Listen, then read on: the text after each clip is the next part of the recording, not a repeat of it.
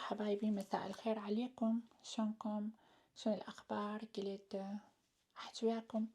مساء الخير.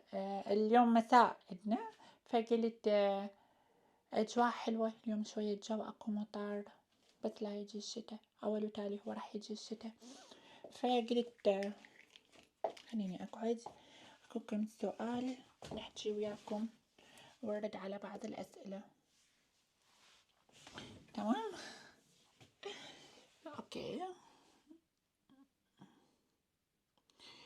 نشوف شنو الأسئلة اللي أرد عليها. هو أنا مفكرة أجيب آيباد حتى أرد على الأسئلة، بس ما اشتريت الآيباد. كل مرة أريد أطلع أروح شركة أبل وما دا أروح ولا دا أجيب الآيباد، فقلت خليني أرد على الأسئلة اللي هنا اللي على السناب اللي كتبوا لي إياها المتابعين.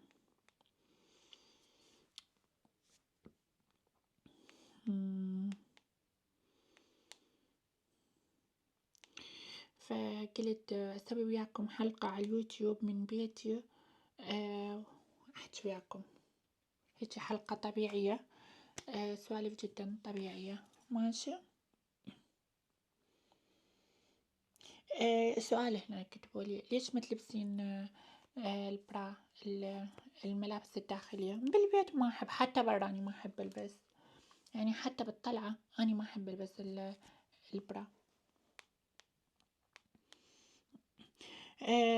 صار لك قد من دخلتي بهذا المجال بالأفلام؟ صار لي 1.5 سنة، يعني قبل 1.5 سنة دخلت بالأفلام، عمري 25 سنة.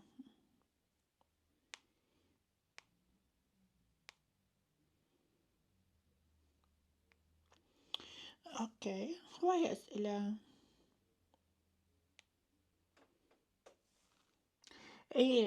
كنت قبل وزني زايد كلش، كنت سمينة كلش.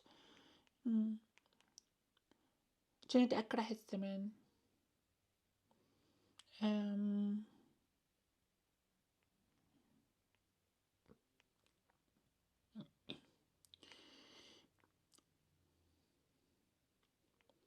يعني هواية أسئلة ما دا أقدر أجاوب كل الأسئلة. كتبوا لي انتوا هم كتبوا لي بالتعليقات شغلات، كتبوا لي شنو الأفلام الجاية اللي تحبوها، الأفكار اللي تحبون، يعني إنه القصص، شنو أنت خيالك الجنسي، شنو القصص أنت اللي تحبها. اكتب لي بالتعليقات حتى أقرأ التعليقات وأسوي أيضا حلقة على كل التعليقات اللي على اليوتيوب. أحبكم، يومكم جميل.